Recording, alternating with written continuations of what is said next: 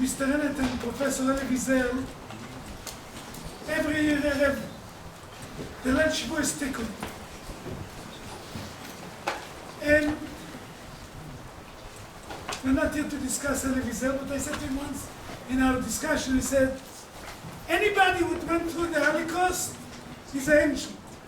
Doesn't make a difference if today he's married out, married in, whatever situation, everybody that got able to go through the Holocaust is more holy from holy.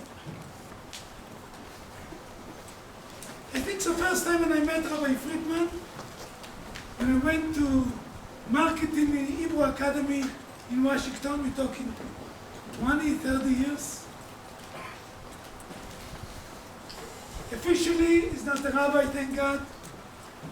Officially, he's not in Rabbonis. I think so Erev Chanukah is the best time to give the biggest answer to Hitler Amach Shimoy. Rabbi Friedman, he will get angry, I call him a rabbi. He's not to be called Mr. Friedman. For me, he's the only man, Mr. Rabbi Friedman. He knows Shas clear beheart. He never tell you this is the truth. He knows Shas clear beheart. All his children and grandchildren and great-grandchildren don't say the number, Bli Ayin Oreh. All of them fum, all of them Bnei, not everybody can say these kind of things. I think so the biggest clap to Hitler and Amach Shimoy is tonight we'll be sitting here, Erev Chanukah. Because Hitler never dreamed as we're going to have a Jewish state. Hitler never dreamed as we're going to be so big loser, as going to be close to 100,000 people learning Torah officially. Officially, I'm not saying all of them learning, but officially. I feel 50,000 is a clap to Hitler. And this is the biggest light of the menorah. Because menorah represents only one thing, Torah.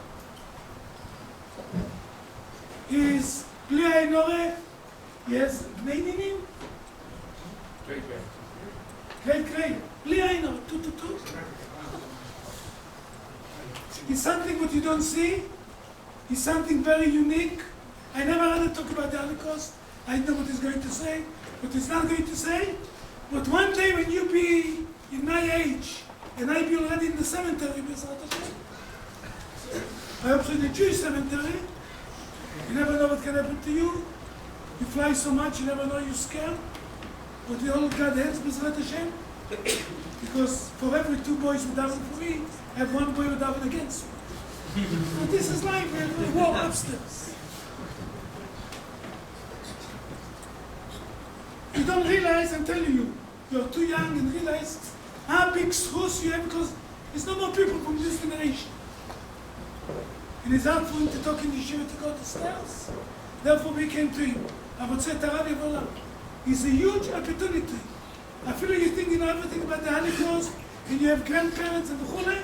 I go around the world. I personally believe you don't have to agree with me.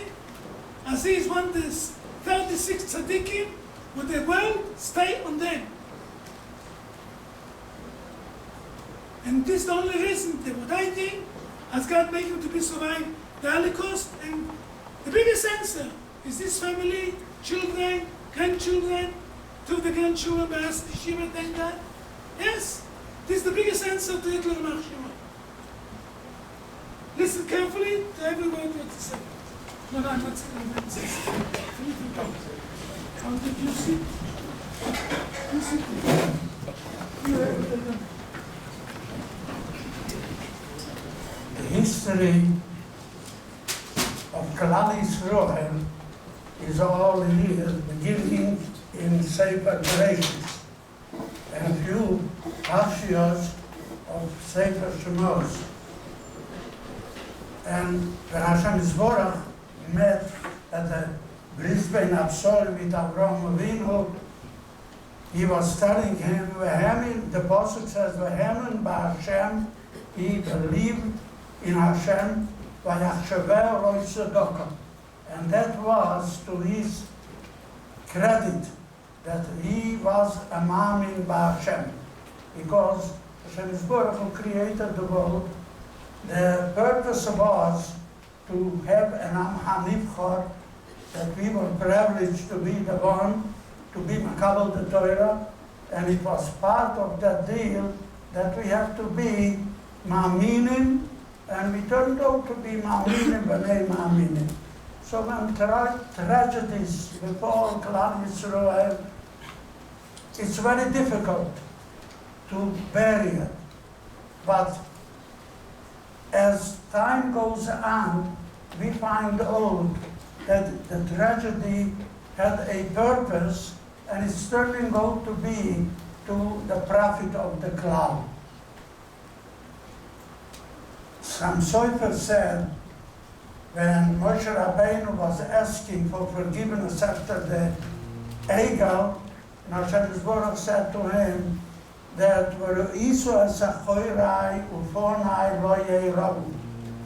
and Sam Sofer says that means that sure, Klal Yisrael will go through many difficult times. And you will be wondering, is that what an Am HaNibchor should get? But you will see, you won't know at the beginning when it's happening. But when it's ending, you will see that it had a good purpose. It's 65 years since liberation of the Holocaust. And when we were liberated, it was difficult to be happy. Many people felt, why was I the one who wasn't able to be one of his Makadesh Hashem Barabim? And we did not know that we had another thing to accomplish. And as time goes on, 65 years later, we can see that the Korban of that what the Holocaust did and was taking out so many people of Am Yisrael, Gedolei HaTorah, small children, whole families, that was not left, Echod Be'ir, Echod Be'mishpocha. It was very tragic, and still it's tragic. But we see 65 years later that those who were somehow privileged and picked by the Rebbeinu Shalom to continue, look how the face of the American Jewry looks today, and also in Eretz Yisrael and the whole to pieces Israel. You can see that Yiddishkeit is growing from day to day to a point that we can understand now that those who have the Amunah in Hashem was a real tzedakah. Now, I went through many nisyonos, like many of the people who were experiencing that. And everybody was taking it differently, and everybody had a different opinion sometimes about it, but the end was that those who had emunah and betochen, even if it was not on the highest madrega, it was easier for them to go through the difficult days. And if you are interested in some of details that how it took place, I will be happy to give you an idea how it was. What we'll do now is we're going to take questions. A few guys asked me questions beforehand, so I'll start with those. Afterwards, you'll say your question, I'll call on you, and I'll repeat the question to my grandfather, and then he'll give an answer. One of the questions that the boys mentioned was about miracles, and if you saw any miracles yourself, or you saw the hand of Hashem.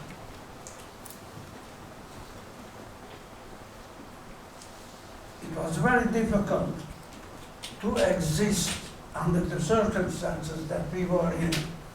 Nevertheless, every little sign that we had that was encouraging was a great help to make our emunah more worthy. For instance, in my own situation, I was privileged in one respect that when we arrived in Auschwitz, you were undressed in one room, and you had to leave all your things, whatever you had, and you went to another room to prepare you for the coming days.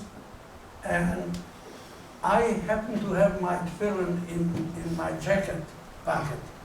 So as I was undressing, I took my tefillin and I put it under my arm, and I went into that room naked.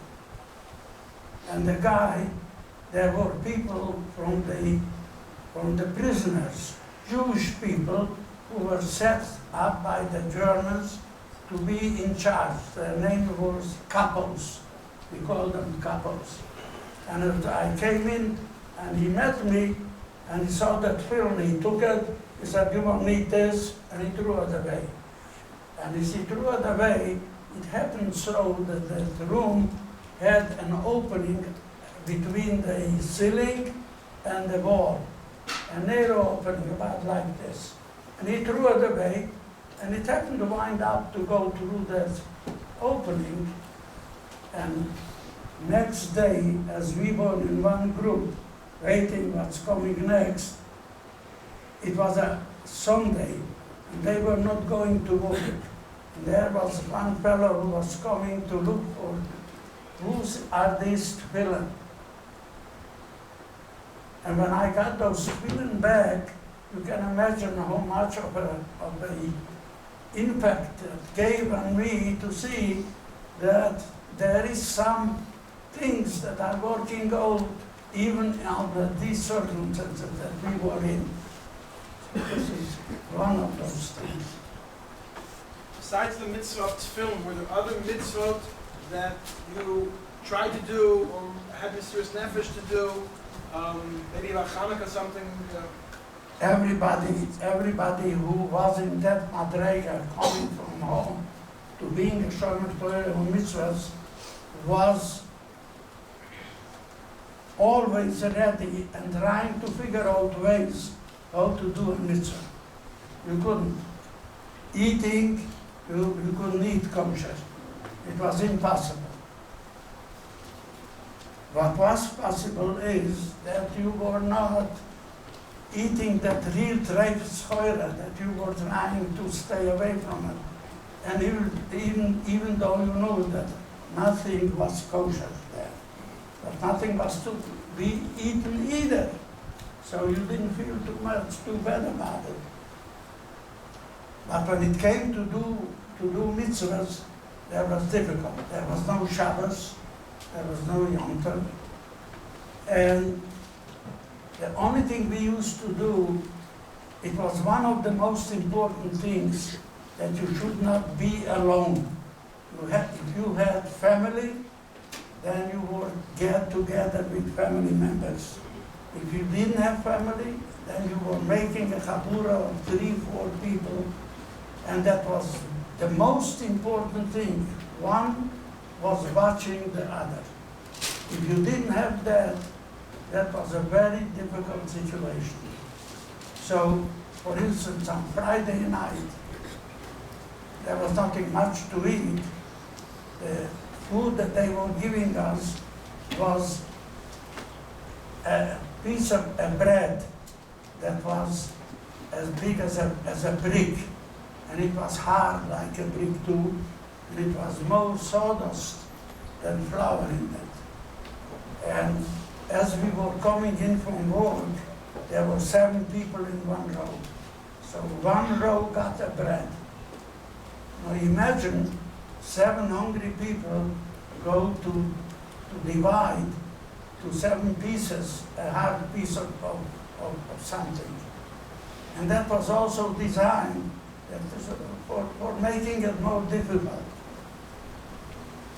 But Friday night, for instance, our chabrusa that we were 4 guys together, we used to get together and sit down on the bench, and not a bench, it was where we were sleeping.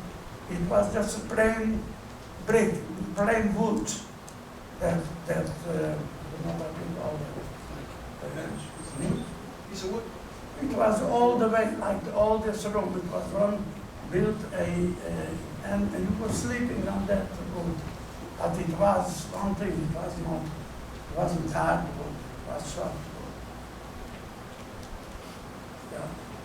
So we used to get together there Friday night and Stillerheit, slowly try to sing some lyrics to Stillerheit and talk about what we used to eat and remember the kugel and the fish and say about Torah. Those were things that you could do with Sina, with old people to be aware what's going on. One of the easiest things to do was that you didn't have to be afraid that they would catch you to be Mechadish Zerovana.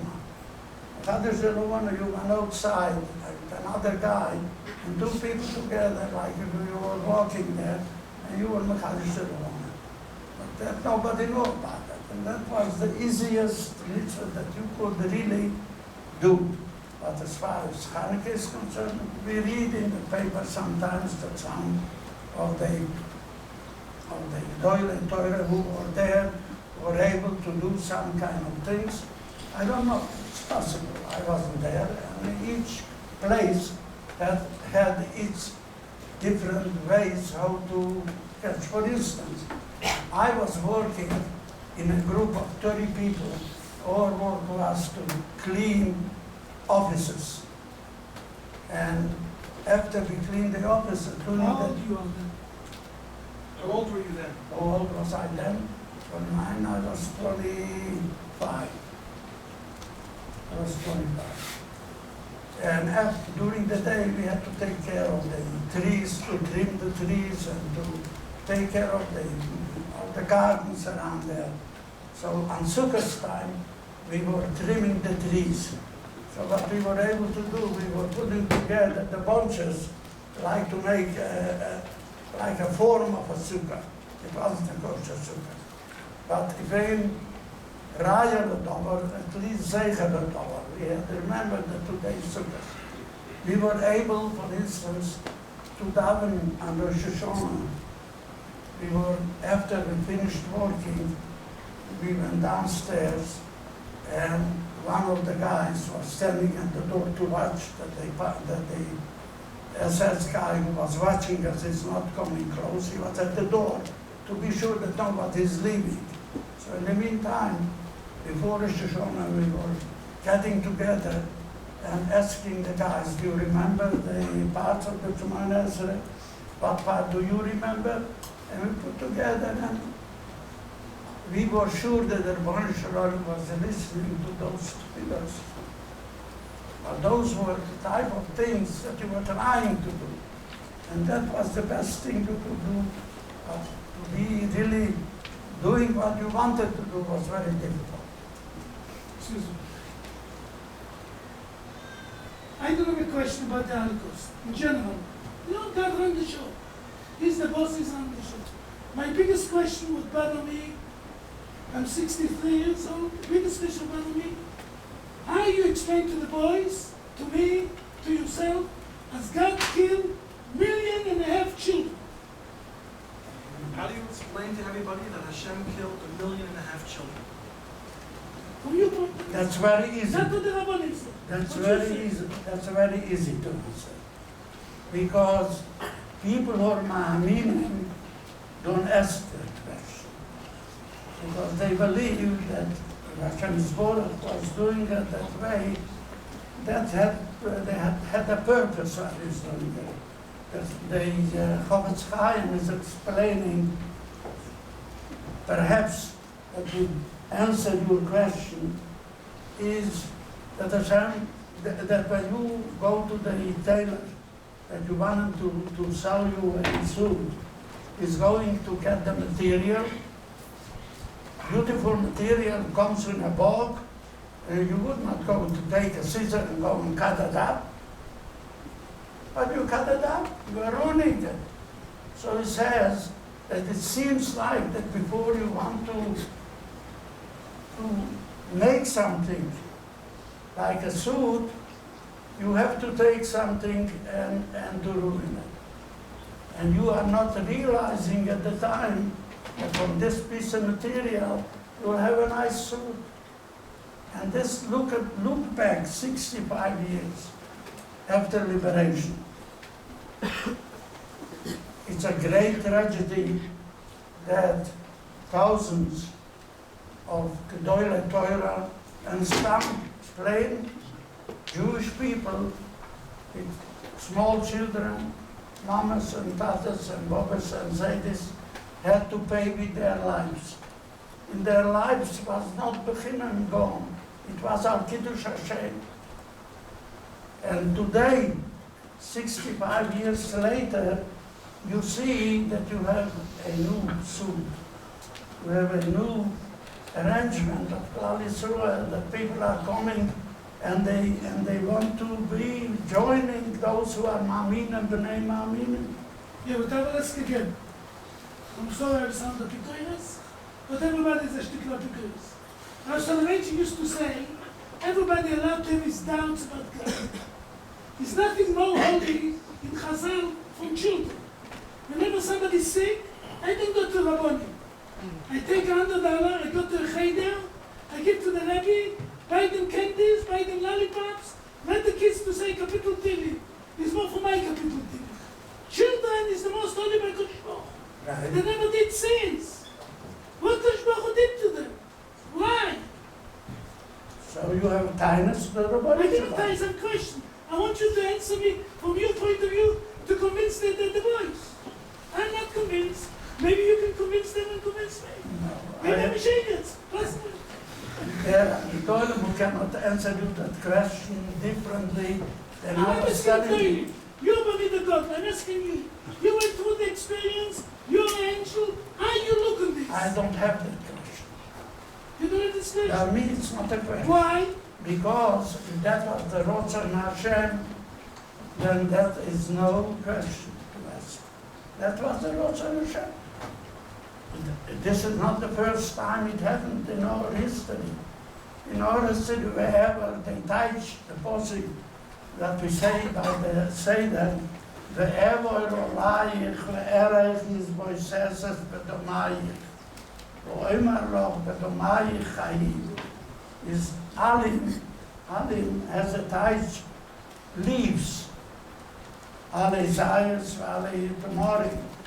So they touch the posik that wherever olayich, if we go through our history book, the pages of our history book, ve'erech is boiseses bedomayich, and I see how much blood goes through that people have to give because being a Jew. But to Oimar law, the answer to that question is, if you ask why, that bedomayich chayi, that there will be a chayis, you will have a schar for that. How and when and wieso? I don't have that question. And by Hashem, that's why Emunah does not go without bitocha. When you're in the camp, you felt the same thing like you're talking now? Exactly. Exactly. More so. Because when you were in the camp, you knew that your life is not worth the life of a fly. You were, any moment, you were ready to give up your life. A guy came by, one of the couples came by, he didn't like the way you were standing. He took his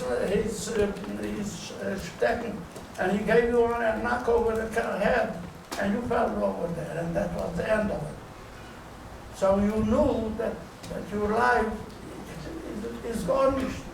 And if it does happen, you know that you were Makadosh Hashem. Did you lost any clothes? No, we had at the No, children? Did you lose any close relatives? Close relatives. okay, did I have? Did you lose close relatives? I lost my father also. I lost all my brothers All of them? with their families. I had a sister who lived here in Yerushalayim. I had a brother who lived in Bnei Brak. And they were nisted by mess. They were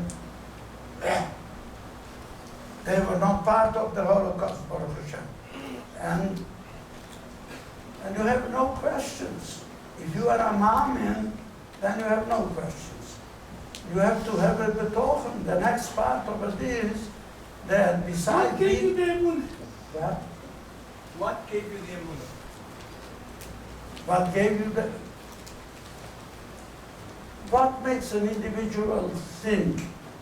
The Rebbeinu Shalom gave you a moyach and a leiv that you think, and between the two, you make up what you want to think about. And that's how emunah comes about. If you see that people are falling like flies before your eyes, your own life does not have any more value than what the Rebbeinu Shalom gave the neshama in your body. But as far as your body is concerned, what are you worried about that? You are having sorrows right now, you don't mind if they'll take your body. And as far as the neshama is concerned, is the Rebbeinu Shalom will have back his neshama with all the Kiddush Hashem. And if that was his will, here, Mashiach. And without that, you would not be able to make it. What you answer, people come and say to you, if this is my God, I don't want to be part of it. People who say, this is my God, I don't want to be a part of it. What do you answer? What I answer? There is no answer to that. That's what I was telling you at the beginning. If a Ma'amin has something, he don't have no questions. If one is a real Ma'amin, has no questions. And if one is a Ma'amin, then you don't need an answer. You cannot answer him whatever you tell him, he will accept that answer. And maybe that there's supposed to be a certain madrega in that emunah. Because there is emunah pshita, and there are all kind of madregas in emunah. I feel, Baruch Hashem, to have an emunah shalema. Don't we say, ani ma'amin be'emunah shalema? Why do you have to say shalema? Ani ma'amin be'emunah. So you see that the emunah goes from here all the way to madregas and madregas and madregas. And I feel that I have an emunah shalema. And I know that many of the people who were liberated with me had the same feeling. And we were, if we had a problem, the problem was, what am I going to do now? I wasn't able to walk on my legs after liberation. What's going to happen? My mishpocha is old, I'm I have no home, I have no place. Well, what am I? Wouldn't it be better if I would be going on Kiddush Hashem with all the others, those who were going to go Kiddush Hashem? And as days were coming, you got better, and your heart and your mind was trying to work, you came to the conclusion that there is a tomorrow, and you have to be machazik yourself. And not only you were not able to do that by yourself, but as you saw that there was Gedolim who were among those who were liberated. And they were coming, they stepped up and they showed the way. And they were gathering the people, and we were feeling that we have chizuk, and we are building up. We came even, who was thinking about to be able to get married? You lost your mind being the time in the concentration camp. You were not counted to be a human individual. And if you are not counted to be a human individual, you didn't feel like a human. You felt like worse than a plain animal. They did with you what they wanted to. And how in the world gave the Rebbeinu Shalom, the same Rebbeinu Shalom who did all these horrors, caused all these horrors, gave koyach to those who were determined to leave, to re-establish Klal Yisrael. Look around, all these Palatin who came back from there, and they were able to establish families, the Shemuels of Heads. Doesn't that answer your question? Now, I understand every word what you say now, but when you were there 65, 7 years ago, did you never got the momentum? God got the hell, why are you doing this to me? Did you ever feel for a moment that God should be out of the picture? When you were there, You were there 65 years ago. now you're the king. No, that was the only thing that kept me going from day to day.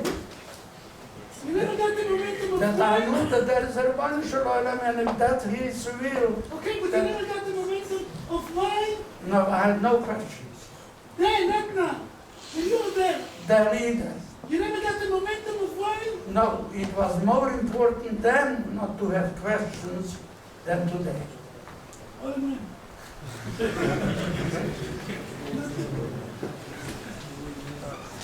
Okay, we'll take some questions from the crowd. Again, you'll say the question, I'll repeat it.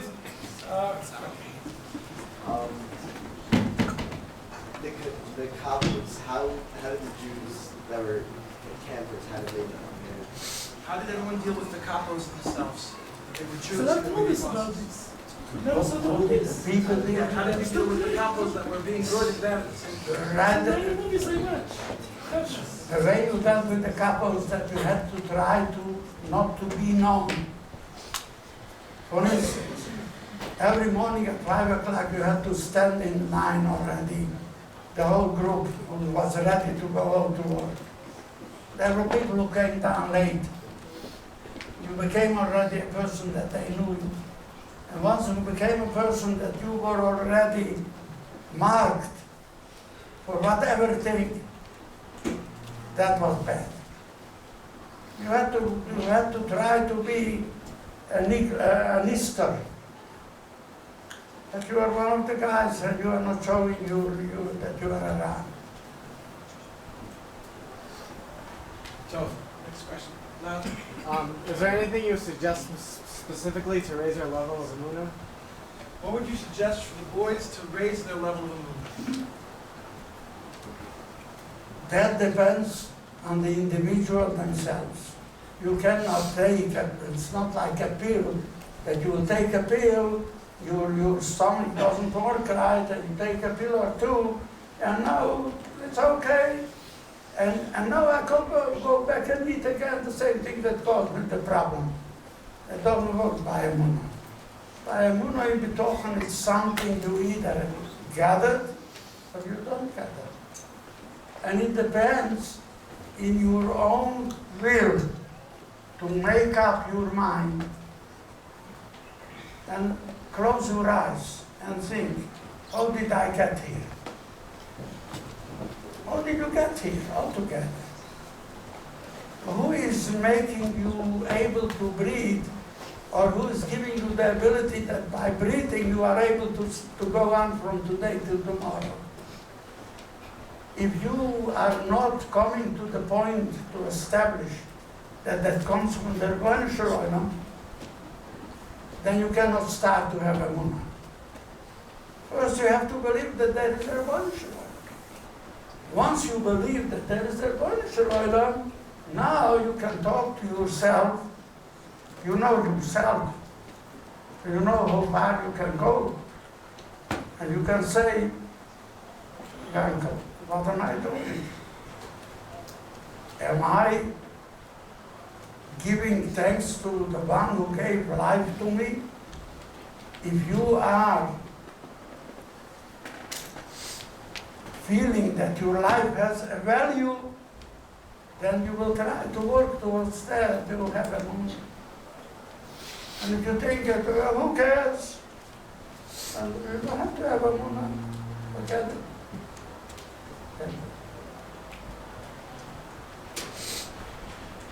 Next question? Yes.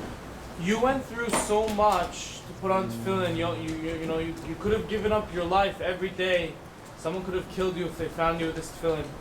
What would you say now to so many of the Jews of my generation that even in a country with free religion and even in Israel in a yeshiva that they don't want to put on tefillin and they look at tefillin as a burden and now they look at mitzvot as a burden? What would you say to them? You did so much for tefillin, and you risked your life for tefillin. What would you say to the boys who don't risk their life for tefillin and might not put on tefillin on every day? If somebody is in the position already that he is at the age to put on the film, and he does not understand that that is a mitzvah, min ha-Torah to do, and you are wondering about that if you should do it or not do, there's nothing to talk about. No, my question was more, how would you respond to the people of this generation that even though they have so much freedom to do what you risk your life to do, they don't even do it? What would you tell people who you risk your life for it and they're not, and they have so much freedom? What would you tell them to have more of an interest in it, to do the mitzvahs correctly? To make an individual who is already in the age of chiyuv b'mitzvahs, and if you have to try to prove to him that this mitzvah has a purpose, he doesn't understand it and he's not makabel that on himself. That in the mechavim b'hanuchas tefillin l'kaya in mitzvah boiri, so you have nobody to talk to about mitzvah tefillin. The basis is that when you have a bar mitzvah, is the mitzvah should be more important than the bar. In our days, when you have a bar mitzvah, you put the emphasis on the bar more than on the mitzvah. And if that's the case, such an individual has a problem, then why should I put that on film? How do you feel and what do you say to people who deny the Holocaust? What do you say to people who deny that the Holocaust happened? Answer. If somebody feels to come to the conclusion that I don't believe in something, so talk to the wall.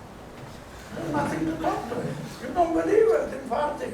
So I cannot put a moyach on you and say, and put in there that I believe in Holocaust, or I don't believe in Holocaust. How does it make you feel? How do you feel that there are people that say that the Holocaust didn't happen? How do you feel? Who cares about it? I don't feel about it. Does it make any difference? The halacha, does it make any difference? It doesn't make no difference. Yes. Is there any talk about it? And was it just, and even if they had the opportunity, was it whatever Hashem decrees were not the ones? Was there ever any talk about fighting back, or did you just have a munah that never will be able to? Physically fighting back? We were not in a position to physically fighting back. We didn't have anything to fight back. We didn't have a pants to wear. You were ugeris, so you were without any clothing.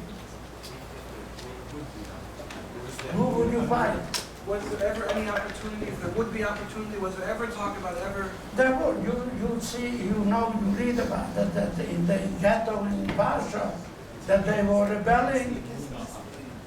If they saw a possibility to work out to rebel, they did. Didn't they?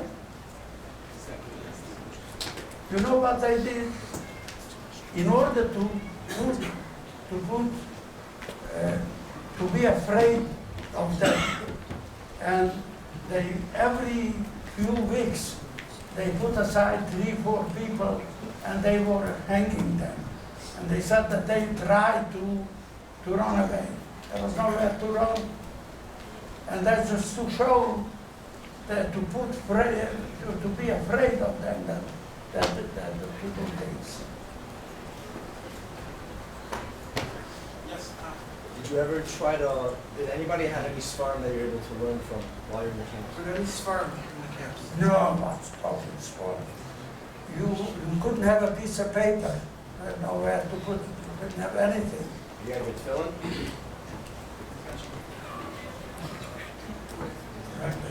Yeah, where did you go after the Holocaust ended?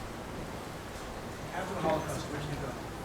After the Holocaust, I was trying to get back my physical ability to come back to life. The first thought was that I'm going home and see somebody of my family. Is there anybody there? There was no communication, there were no trains, there were some, but you had no telephone, you had no cell phones. Today you cannot live without a cell phone. You should know what's happening to the world. And my mind was that as soon as I have enough courage, I'll go. And I was liberated the day of Pesach Sheni. And when the ability, when I got back to be able to function, to go, to walk, to think, was already about 2 weeks before Rosh Hashanah. And I figured that maybe I'll go home. I went to the railroad station in München, and who do I meet? A landsman, a fellow who was from the same state or from the same city. And big simcha. So I said, where are you going? Where are you going from? So I tell him, I'm going to, I want to go home to see what's happening there. He says, I'm coming from there. There is nobody, there's nothing to go for. So I went. Take like 2 more questions and then we're going to close up. If you have questions afterwards, you can come up. What was the name of the shtetl that you're originally from? And what places did you go to? Which camps did you go to throughout the whole Holocaust? What's the name of the city you're from? Which camps were you in? Well, I'm a city from Hungary. You would know if I'm telling you a city in Hungary. You would know nothing. I mean, if I tell you Boyberik or I tell you the city's name of Mirechal. So it doesn't matter. Which camps were you in? Well, I was in about a half a dozen camps. Started in Auschwitz, which I only spent